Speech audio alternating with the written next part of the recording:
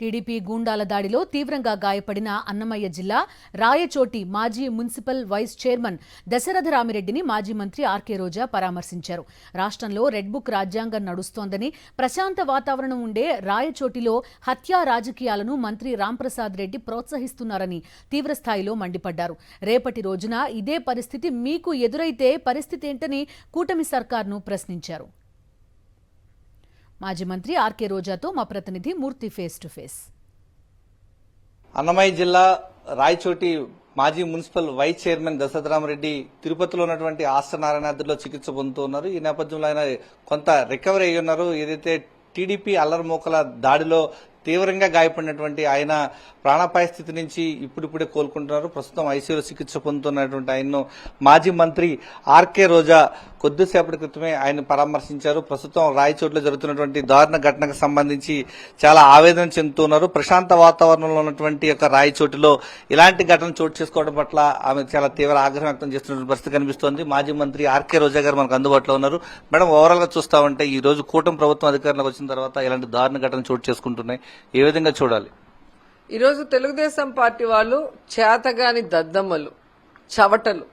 నిజంగా వాళ్ళు నాయకులైతే ఈరోజు వాళ్ళు ఏవైతే ప్రజలకు చెప్పి అధికారంలోకి వచ్చారో ఆ వెల్ఫేర్ గాని ఆ డెవలప్మెంట్ గాని చేయాల్సిన బాధ్యత ఉండి అది చేయకుండా ఏ విధంగా రెడ్ బుక్ రాజ్యాంగం అంటూ లోకేష్ రాసిచ్చిన దాన్ని వీళ్లకు కావాల్సిన కొన్ని యాడ్ చేసుకొని ఈ విధంగా దాడులు చేస్తూ ఏ విధంగా అన్యాయంగా మనుషుల్ని వేటాడి, అంటే కళ్యాణ మండపంలో దూరి ఒక మనిషిని రాడ్లతో, కత్తులతో, కర్రలతో కొట్టి నరికేశారు అంటే వీళ్ళు మనుషులేనా లేదా పశువులని నేను అడుగుతున్నాను. సో ఈరోజు రాంప్రసాద్ రెడ్డి అనే వ్యక్తి తెలుసుకోవాలి, నువ్వు రౌడీయిజం చేస్తే చూస్తూ ఊరుకోవడానికి ఇక్కడ ఎవరు చెవుల్లో పూలు పెట్టుకొని లేరు. ఖచ్చితంగా మీరు చేసిన ఈ కార్యక్రమానికి ఇంతకు ఇంత మీరు అనుభవిస్తారు. ఈరోజు ఎస్పీ గారు ఎందుకు చర్యలు చేపట్టలేదు? వాళ్ళు ముందే చెప్పారు ఈ విధంగా కోర్టులో స్టే ఉంది, వీళ్ళు వాంటెడ్ గా కడుతున్నారు, ఇది లా అండ్ ఆర్డర్ ప్రాబ్లం వస్తుంది, మీరు ఖచ్చితంగా ఇన్వాల్వ్ అయ్యి దీన్ని ప్రాబ్లం సాల్వ్ చేయమన్నప్పుడు ఒక ఎస్పీగా ఆయన బాధ్యత కదా. మరి ఈరోజు లా అండ్ ఆర్డర్ ఫెయిల్యూర్ అయిందంటే ఇటు ఎస్పీ గాని అటు హోంమంత్రి గాని నిజంగా సిగ్గుపడాలి. రాష్ట్రంలో ఇన్ని అన్యాయాలు చేస్తూ వైఎస్ఆర్సీపీ నాయకుల్ని టార్గెట్ చేస్తూ ఈ విధంగా వాళ్ళని వేటాడుతుంటే ఏం చేస్తున్నారు మీరు? చేతులకు గాజులు వేసుకొని కూర్చున్నారా ఎస్పీలు? గత 5 సంవత్సరాలు జగన్మోహన్ రెడ్డి గారు ఒక్కరి మీద ఒక దాడి లేకుండా లా అండ్ ఆర్డర్ ని మెయింటైన్ చేస్తూ ప్రతిపక్షమైనా వాళ్ళకి వెల్ఫేర్ చేస్తూ ఎంత గౌరవంగా పరిపాలించారు. మరి మాకు ఉంది సీనియారిటీ, విజన్ ఉంది, విస్తరాకులు కట్టుందని చెప్పుకునే చంద్రబాబు నాయుడుకి ఇదే నా రాజకీయం చేసే పద్ధతి?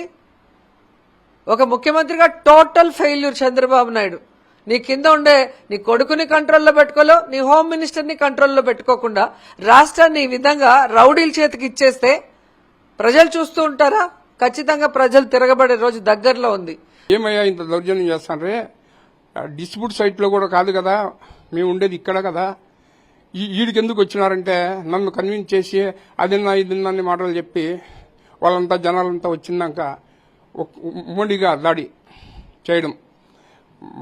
రాంప్రసాద్ రెడ్డి మేనల్లుడు మౌర్యారెడ్డి అక్కడే ఉండి ఈ దాడి చేయించడం అనేది ఇప్పుడు ఉండే రాజకీయాలకు ఇంకోటికి నన్ను కొడుతోనూ తిడుతోనూ భయపడేది కాదు.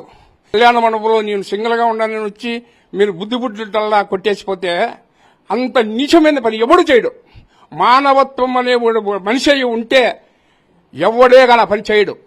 ఆదినారాయణ రెడ్డి అయినా మా మనుషులు ఆదినారాయణ కొడతా కూడా కొట్టనివ్వను నేను. అది ఇంత నీచమైన రాజకీయాలను చేస్తున్నటువంటి మంత్రి రాంప్రసాద్ రెడ్డి అరాచకాలకు అడ్డుకట్ట వేసే రోజులు ముందు ముందు ఉంటాయని చెప్పి హెచ్చరిస్తున్నారు. చిన్నప్పటి నుంచి కూడా అతని కుటుంబానికి కాంగ్రెస్ పార్టీలో ఉన్నప్పుడు తామంతా కూడా వెనుదనుగా నిలిచిన మాపైనే ఇలాంటి దురాతకాలకు, ఇలాంటి దారుణాలకు పాల్పడినటువంటి రాంప్రసాద్ రెడ్డికి తగిన బుద్ధి చెప్తామని చెప్పేసి ఆయన హెచ్చరిస్తూ ఉన్నారు దశరథరామిరెడ్డి.